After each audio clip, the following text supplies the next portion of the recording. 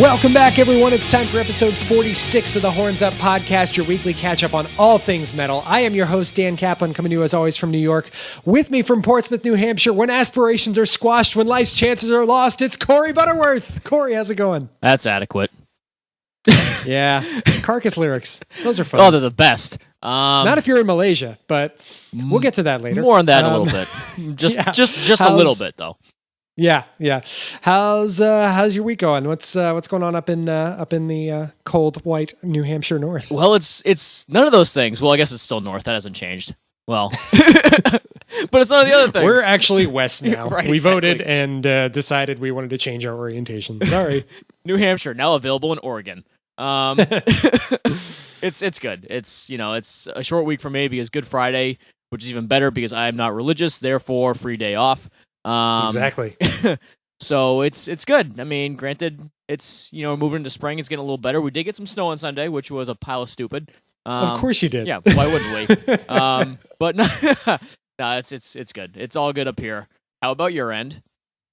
Yeah, I'm looking forward. I have Good Friday off too. I'm very much looking forward to that and a day of doing nothing.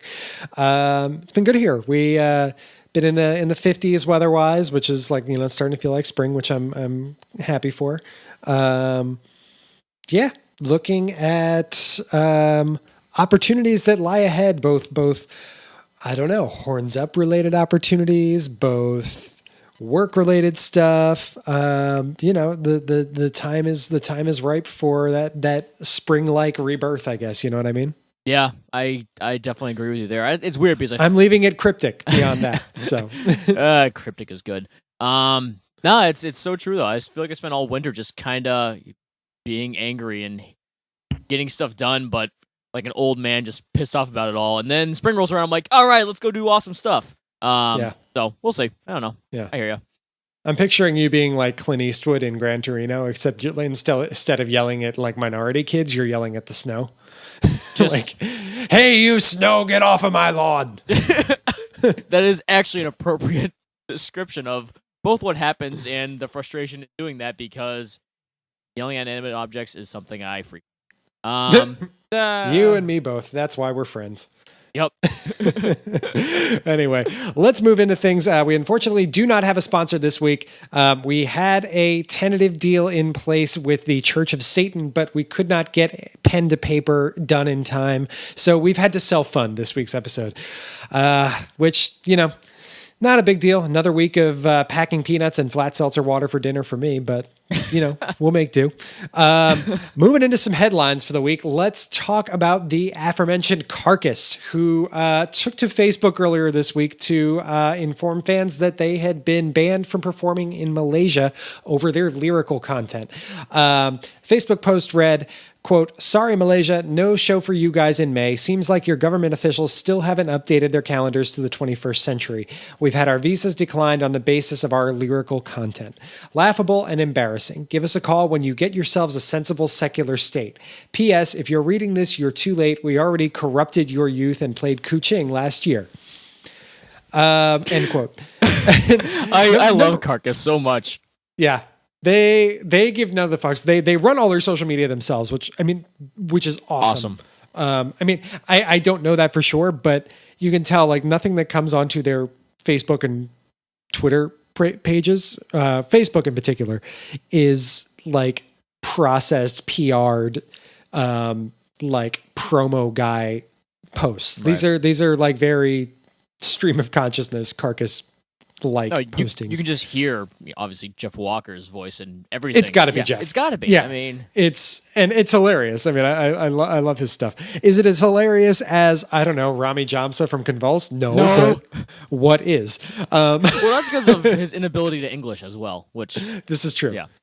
This is true. We have opposite problems there. Rami Jamsa can't English. Jeff Walker Englishes very well, is quite witty. So we're entertained either way. So it's all good. I'll take it. Yep. Number 2, I just like how few fucks they give about not being able to perform in Malaysia. Well, like Malaysia. Call us when you get yourselves a sensible secular state. Like, that's amazing. We already corrupted Kuching last year. Like It's wonderful. I don't know. I mean, that's the world we live in. People get hot and bothered by people's virgin years or something. Well, that's what I was going to get into next. I mean, we've seen this happen with Lamb of God. We saw it with Behemoth and Cannibal Corpse in different countries, Russia, Malaysia, stuff like that.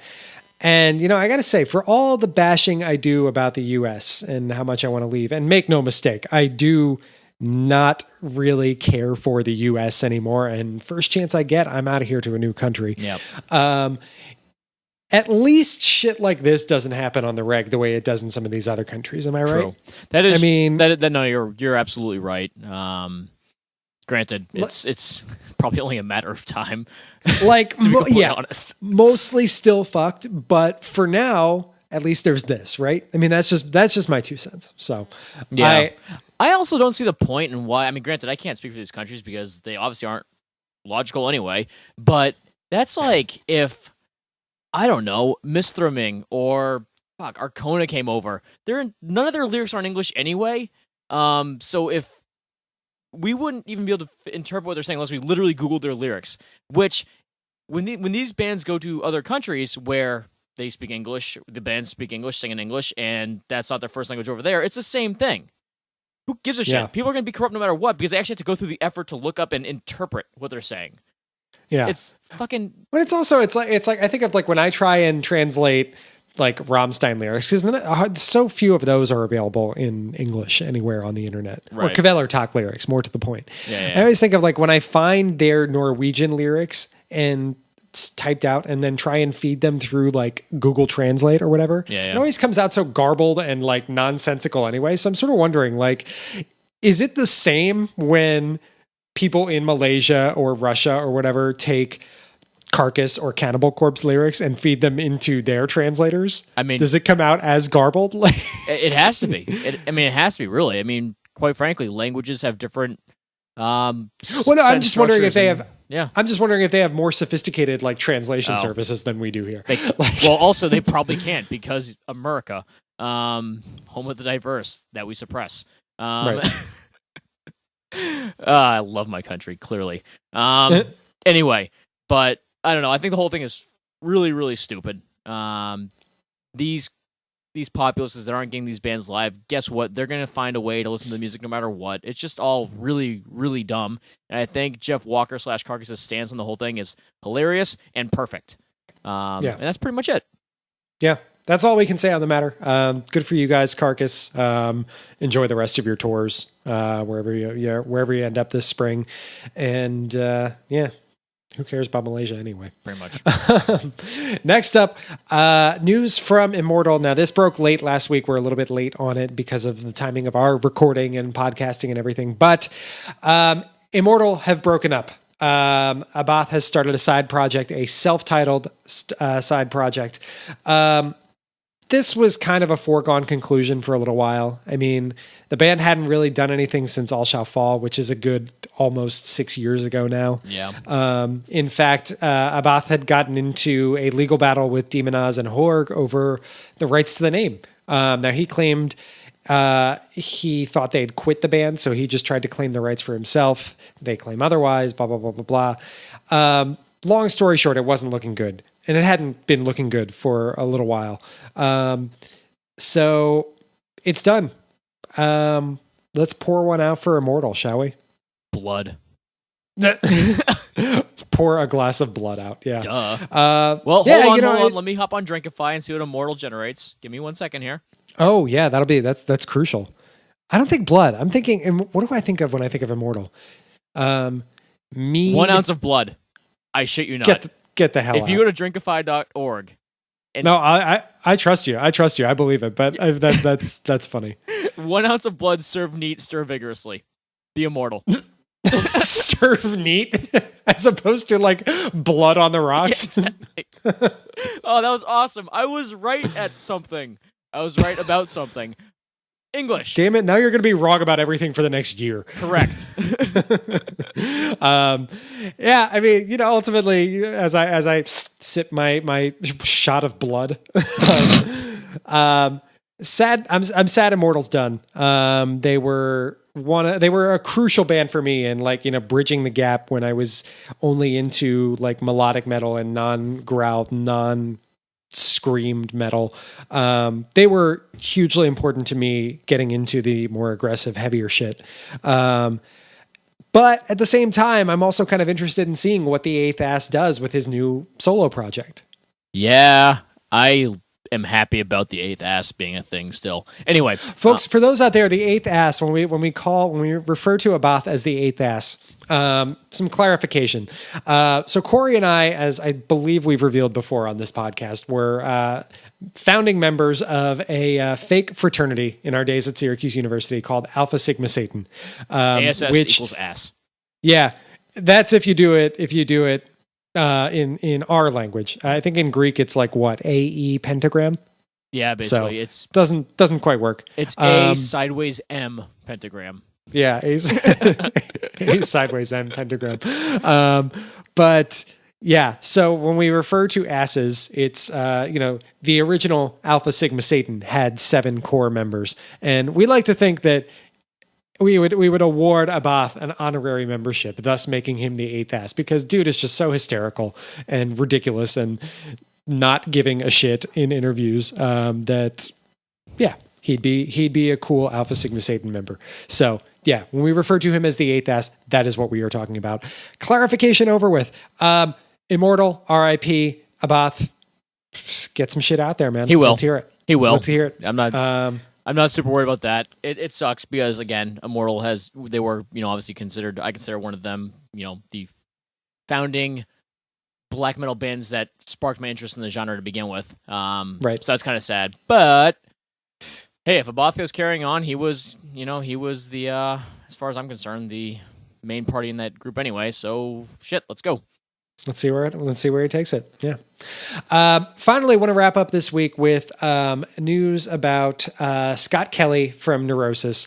Last week, his wife Sarah fell ill with an as yet undiagnosed illness that both cut off her eyesight and her ability to walk. It was really, really scary stuff. Now, in the time since she first fell ill, her eyesight has begun to return, but she's still in the hospital. And obviously, there's concern over medical bills mounting because, most touring musicians don't have great, if any, health insurance. So this kind of thing can really be a struggle.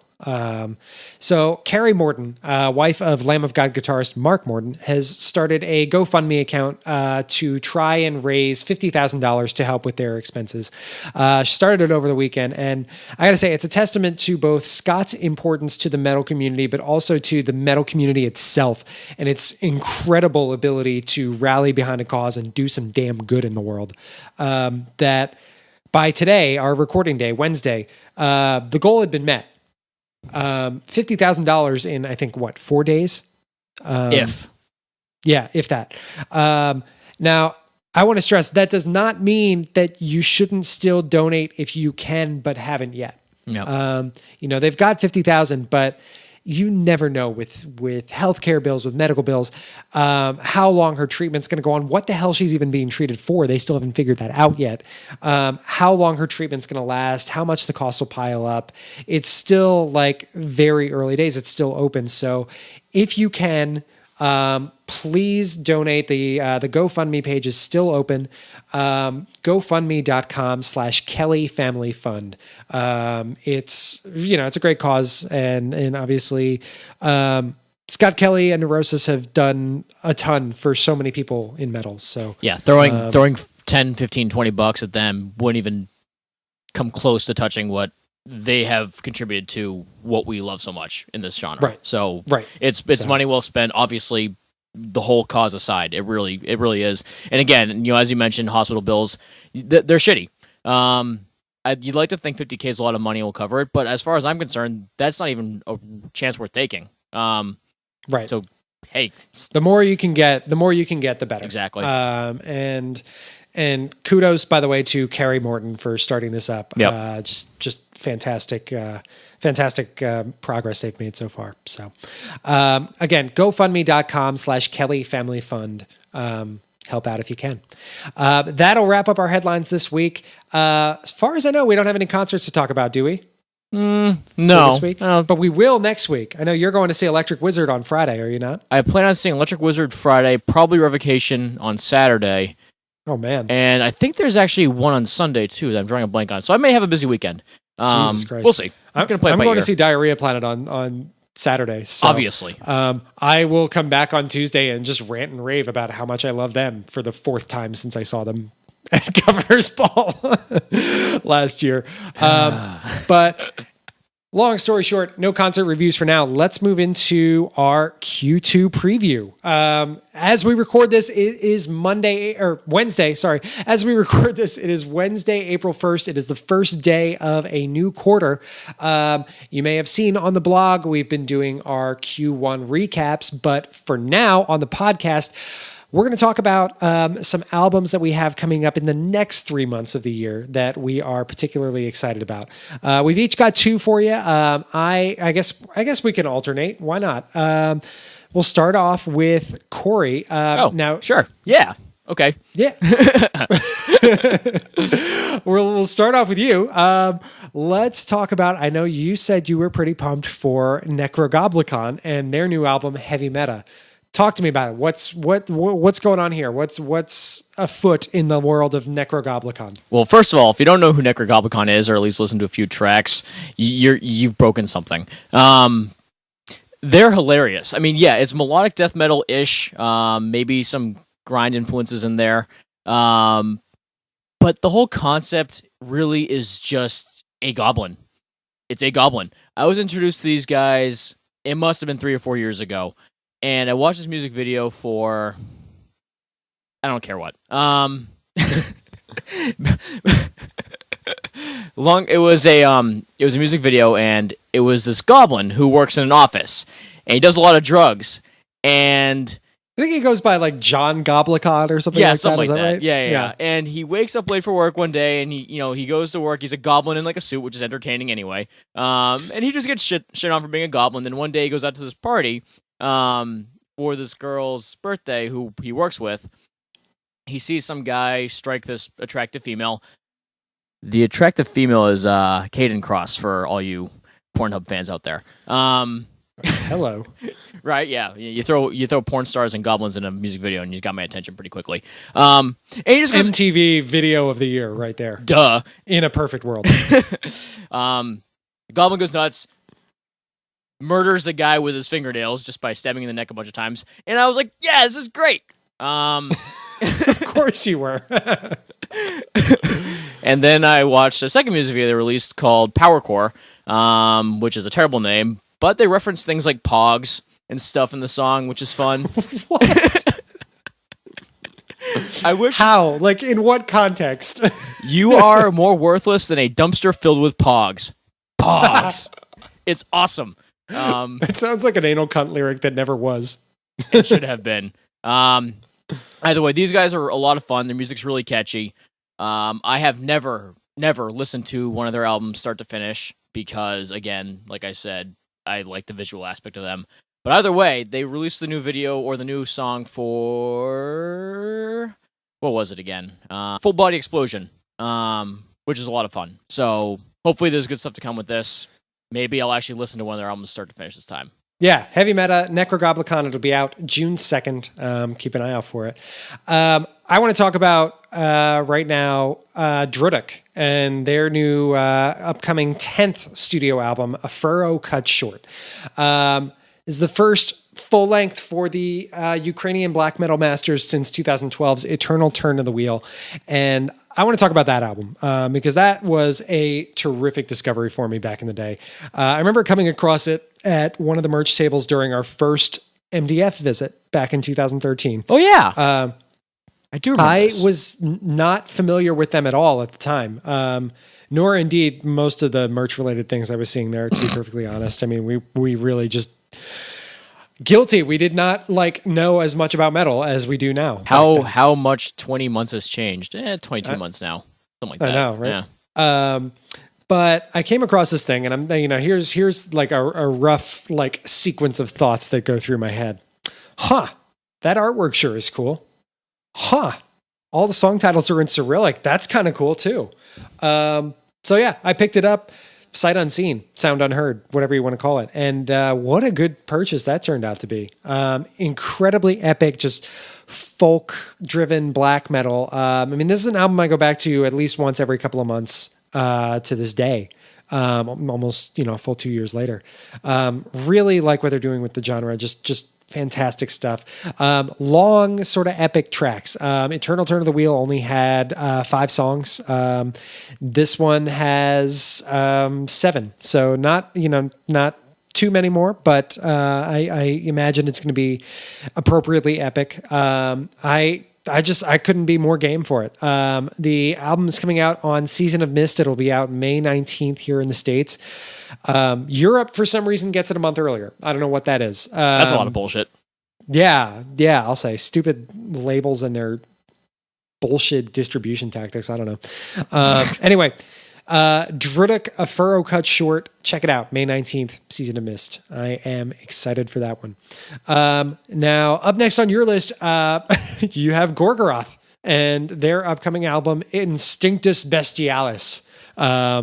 Why is that so highly anticipated for you? What's driving you to that one? Is it so highly anticipated? I guess it is. You picked it, didn't you? You said you wanted to talk about it because it's Gorgoroth, and the album name sounded badass as fuck. No, I'm actually I don't do much Latin, but I'm going to assume that translates to bestial instincts. So, oh yeah, all kinds of fun we're getting into there. So many levels of fun, just like so wholesome and good natured. It almost, being April Fool's Day today as we record, it almost reminds me of some pranks we pulled on somebody's computer on a similar day not too many years ago. One of our friends at Invisibly Shaken, or Visibly Shaken, not Invisibly Shaken. One of our friends at Visibly Shaken Productions / the co-host that has yet to come on the podcast. Yeah, he may have not. Damn it, Mike. Yeah, he may have not been. Just kidding. Shout out to our friend Mike Barnett. Yeah, we love you. Hi, Mike. I don't know if you're even listening. Love you. If you aren't, you should be, bastard. Also, do you remember that time we changed your URLs and your tabs to porn sites and also bestiality.com? I do. That was fun. It was a great time. That was fun.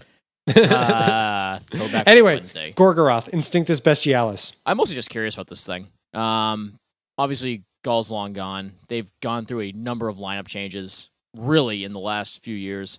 Well, frankly, since they started, but especially now.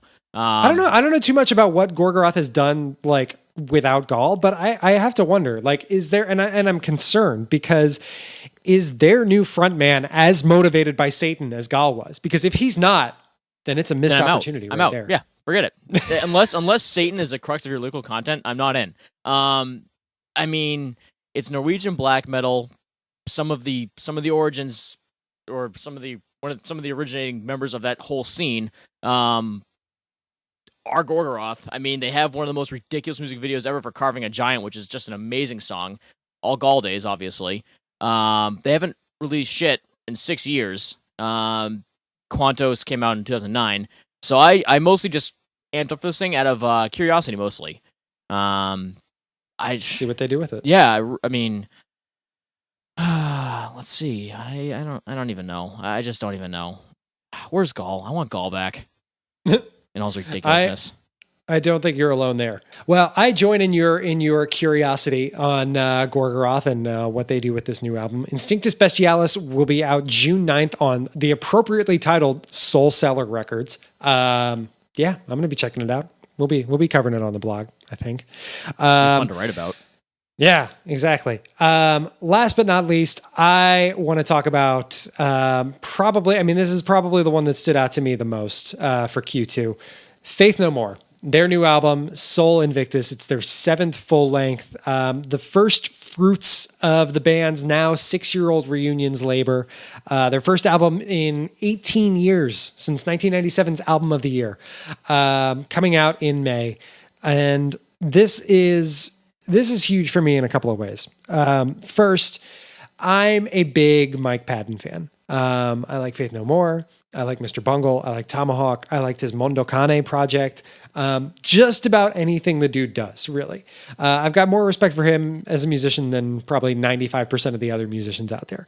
So seeing him do anything new is automatically a high for me.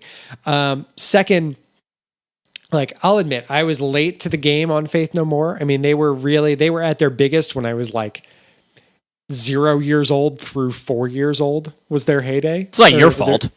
I know, but just for context there, I mean, the band had already been broken up for 6 years by the time I even got my first album of theirs, which was The Real Thing.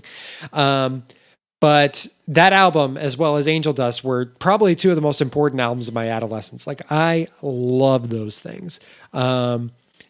Later on, I got into Introduce Yourself, into We Care a Lot, into King for a Day, stuff like that. But those two, it was really those two that made Faith No More so important to me as like a band I listened to. And so to have them back, even without Big Jim Martin on guitar, is just amazing to me. And I'm thrilled that we're going to get some new stuff from them. We've already heard, as you guys all know, we've already heard a couple songs from the upcoming album. We've heard Motherfucker and Superhero, the two singles. And to be honest, they're about as eclectic a duo as I would want and expect from Faith No More. Like people have taken their side saying, they like so-and-so more, they like Superhero more, they like Motherfucker more. I don't really care. I think they're both awesome. I'm excited. Bring on the new album. It'll be out May 19th on Reclamation/Ipecac Records. It's called Soul Invictus, and yeah, I can't wait. I'm super pumped. So I take it you're going to be going to that show in the city, even though it's a weeknight. No, I didn't get tickets for it because fucking auto scalpers and shit clogged pretty much. Yeah. Pretty much clogged the Webster Hall and the Ticketmaster sites. They were on pre-sale. I remember I was furious at this. They were on pre-sale and I didn't have pre-sale access. I didn't have a code, any of that shit. Right. And within like a minute of public sale going on, the tickets were gone. Jesus. And I was like, no, I'm sorry. This isn't like U2 playing Madison Square Garden. There's not this kind of ridiculous demand. I mean, I know Faith No More is a big draw, but there's not going to be this kind of ridiculous demand. And sure enough, within a minute of me missing out on tickets at regular sale, they were appearing on StubHub for like $150 a pop. That makes no sense. And I'm like, okay. I mean, that's not saying Faith No More isn't obviously worthy of paying that price for a ticket, but it just that far before the show, $150 a pop. That just it's scalpers. It's got. Obviously it is. Obviously it is. It's like ticket reselling agencies. It's the people that are trying to screw the regular people out. Right. It's a bunch of horse shit. I don't know if Faith No More is behind it. We've been talking to Zach. Zach is knows his way around the legal field, to say the least. And he was saying that like this kind of thing is in some cases like written into performers' contracts with venues when they book these shows, which I kind of find to be horseshit. Yeah. But whatever, that's the world we're living in, I guess. So all of this is to say, no, I will not be going to see Faith No More at, I believe they're coming to Webster Hall. I'm not happy about it, but I'm actually kind of surprised they're at Webster Hall. I mean, I guess it worked. I mean, they're at the Orpheum here, which makes sense. And then Webster Hall's a little interesting. I don't know. Yeah. I think it's a good sized venue. I don't know if I don't know if they would draw enough at a place like the Beacon. I could see even I could see Terminal 5 working out okay, but that might even be too big for him. And I think Webster Hall will be, I mean, clearly they're going to be able to sell it out, but I think it's also it's intimate enough to, get the crowd really amped. So it'll be good. I may be seeing them this year. Not at the Orpheum. Actually, as it turns out, I was doing some research, and I've pretty much just decided to go to Heavy Montreal this year. I'm just gonna. You're fully in. Huh? I think so. I was talking to some buddies, and it sounds like everybody wants to go to Montreal at some point this summer. And I was like, "Shit, let's go this weekend." And they said, "Okay, let's do that." Why that weekend in particular? I'm like, "So I can go to Heavy Montreal a couple times." So yeah, that's probably gonna be a thing. So that'll be fun. You should. Neato. Yeah, gotta get my fix somehow for the year. Can't just be doing these weekend trips. I gotta do something kind of cool. Yeah. Yeah. Well, Sorry, MDF, you're not good enough. well, they are. They are, but I want more. You're still going to that. Duh. But I need to go to more than that, though. And now I am. yeah. I may join. I don't know. I gotta see. I still have maybe Italy to sort out. I gotta talk to Mama Kaplan about that. See what's going on with that. That's relevant. Maybe a poor will be playing in Italy while you're over there. Yeah. Hey, that'd be fun. They're a good time. Yeah. That'll wrap up our Q2 preview. We obviously are interested in more albums than this. In fact, we detailed some of the ones that we haven't talked about here, but that are also coming out in Q2 in our Just the Tip post this week. Head on over to the blog, hornsupmetalshow.com. Check that out. Corey, your Q1 recap is coming out today. We've got Jesse's doing one and Zach is doing one. So it's fun. It's a fun time to look back. I think it'll hopefully it'll make things easier when we go to do this at the end of the year. I don't know. This isn't just for you guys. We need this too. It's an exercise for us as well. So yeah, there's been a lot of good stuff. There's already been a lot. I think that'll be good. So yeah, So all that said, let's move on to our final segment. Let's get into Horns Up, Horns Down. Start with Horns Up. Corey, what do you got this week? What's making you happy? A number of things, really. I guess, you know what, I guess I'll talk about books again because I do that a lot. Nergal's biography finally came. I finally got Confessions of a Heretic. It had only been several weeks since I expected it to ship, which it did ship on time, which was March 10th. And it showed up yesterday, 3 weeks later or whatever, and there it is, all signed and awesome, and I'm really behind in reading, but it's quite wonderful. It really is. Nice. Yeah, I don't know. I'm excited to start peeling through it. I got a number of things to read, including that other Behemoth book I have, also Necronomicon, also The Inferno, also a few other things. So it'll get there. Sweet. Yeah, I mean, go ahead. Now, is this covering his full life? Is this just covering a specific period in his life? How is this framed? Mostly his life, his musical life. So basically anything that happened when he started writing, which, let's be real, it's been a couple decades. So it is most of his life, but it really ties to when he came onto the scene with Behemoth through present day. And obviously everything that took place on the back end of his life outside of music, obviously the leukemia, various trials for ripping Bibles on stage, that kind of thing. It delves into his philosophical ideas and whatnot. So there's a lot going on. It'll be pretty good. I mean, I was gonna mention the Heavy Montreal thing as my horns up, but I'd rather talk about that and also Heavy Montreal. It's not even booked yet, so it's not worth it. But yeah, Nergal's... Save that for when it becomes official. Yeah, exactly. I'll jinx it otherwise. Yeah, man, friggin' finally got the thing in the mail. I'm excited to read it. I don't know. It's Behemoth. You take so much of my money. But it's all worth it. Well, I haven't read any of it yet, so none of it's been worth it yet. It will be. Yeah. My horns up. I'm just going to talk about the 3-day weekend we have coming up. I'm pumped. Yeah. As we mentioned before, I have Friday off work because religion. Not my religion, but hey, I should go live in Indiana. Idiot. See what I did there? Had to get mandatory RFRA jab. Sorry.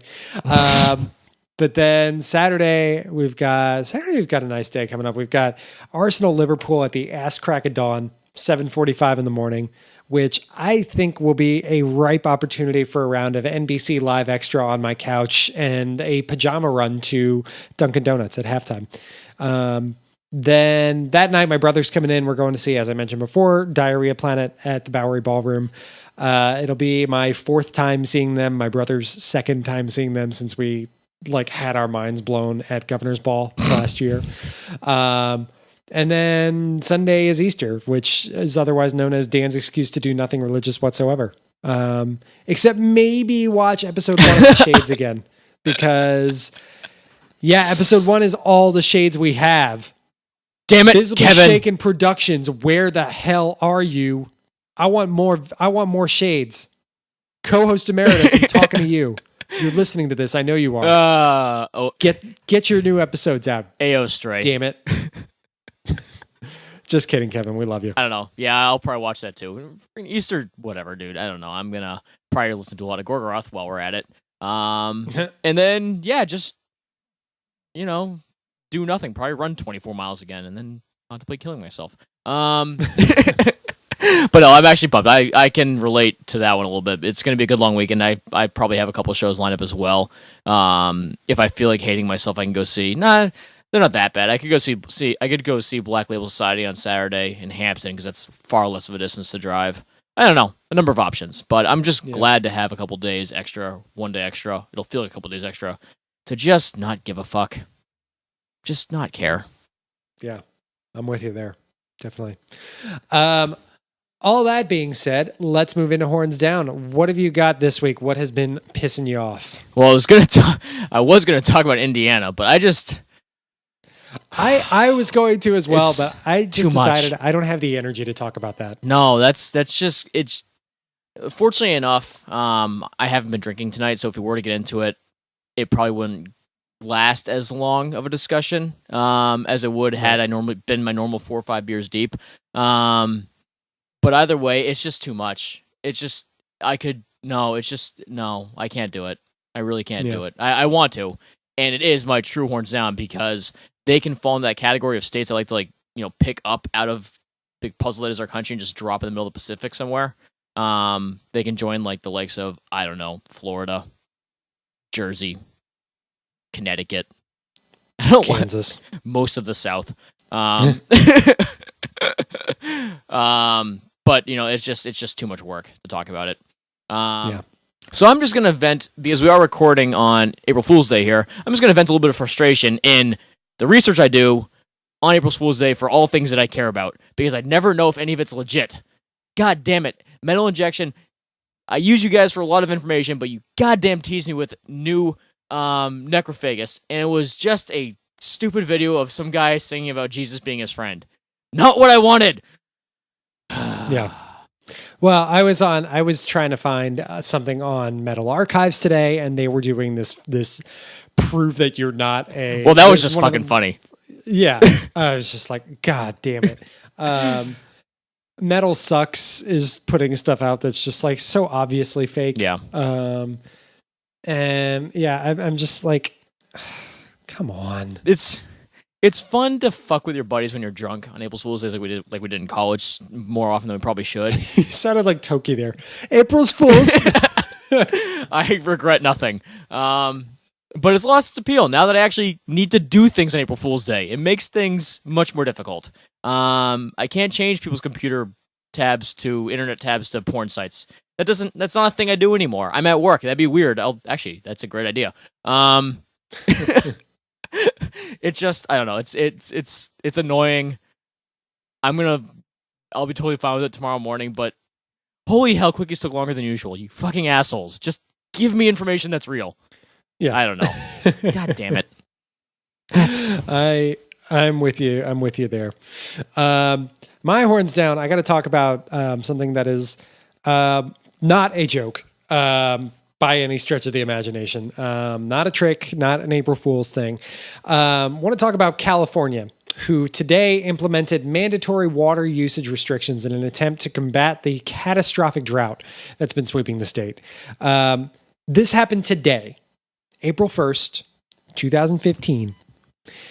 Despite the fact that, the state's been in drought conditions for the last 4 years, 6.5 of the last 8, give or take.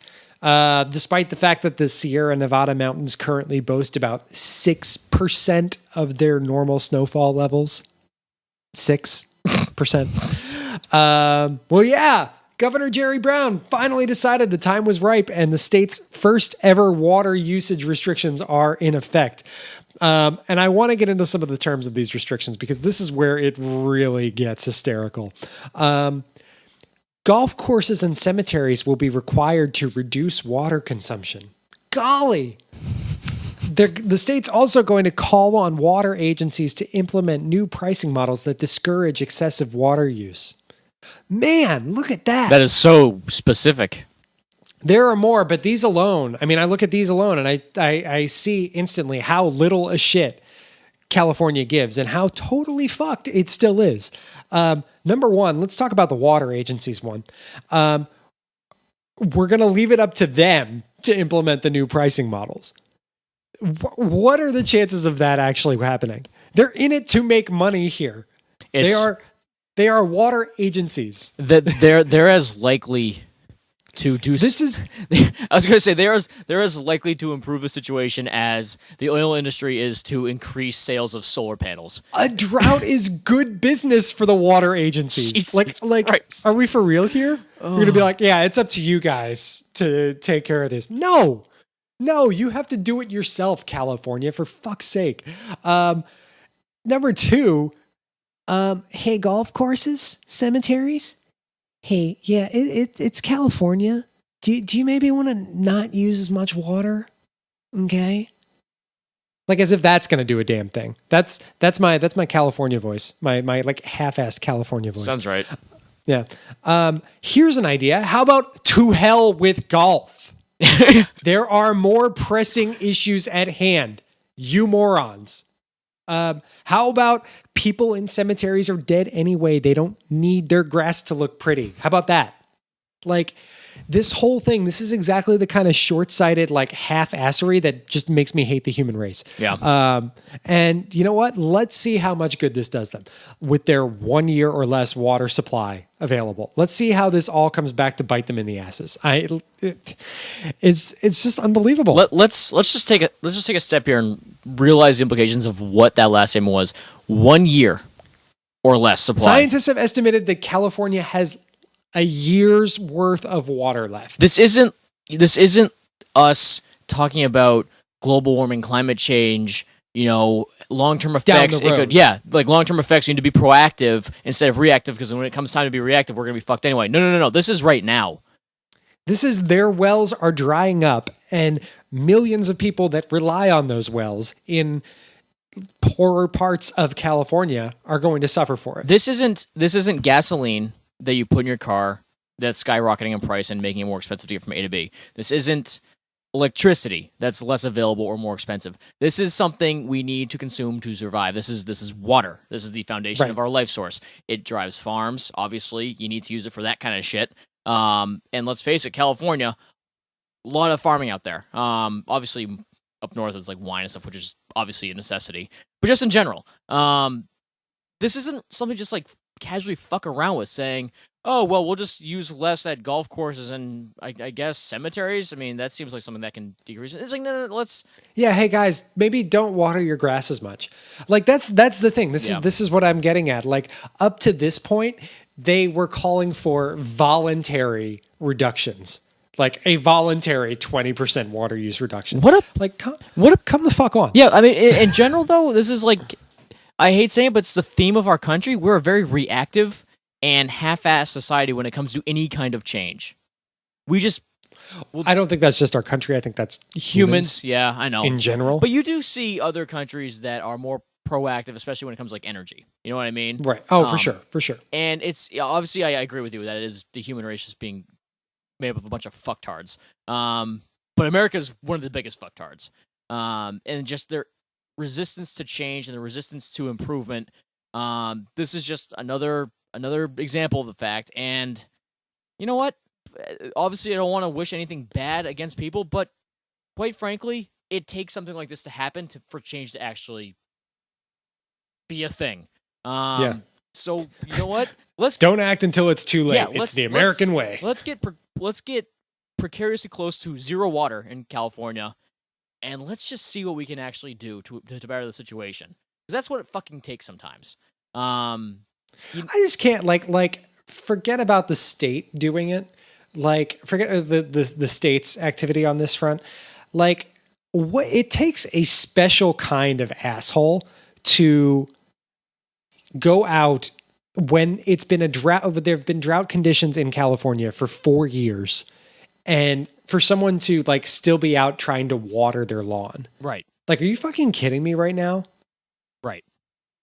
I'm I remember. I can't talk about it anymore. I know. I'm gonna cut it off here because I could rant about it for hours, probably the rest of the night if I left to my own devices. And guys, this is one state having one issue. Well, this is an issue in a state that's literally on the other side of the country as us, and we could talk about this for hours. This is probably why we didn't get into Indiana tonight. It does remind me though. I remember when I was in Florida for spring break, like sophomore year of college or whatever. The weirdest thing to me was seeing, because we're both from the Northeast, where, let's face it, there is no water shortage. It precipitates plenty, no question. But I remember being in Florida, and they actually regulated when you could water your lawns, for how long you could water them, based on day of the week. So Monday and Wednesday, houses with even numbers. Tuesday, Thursday, houses with odd numbers. Weekends, like alternated or something. And you could only water it for 2 hours per day, or you get a citation. Who the fuck even needs to water their lawn though? Like that's such a like superficial thing. It's such a white picket fence suburban necessity, Priority, I guess, is a better term. That just reeks of like I guarantee you, all the people that are insisting upon watering their lawn during a drought are the kind of people who can be watching a news story on TV and will just like stick their fingers in their ears and pretend they're not hearing it, pretend it's not existing.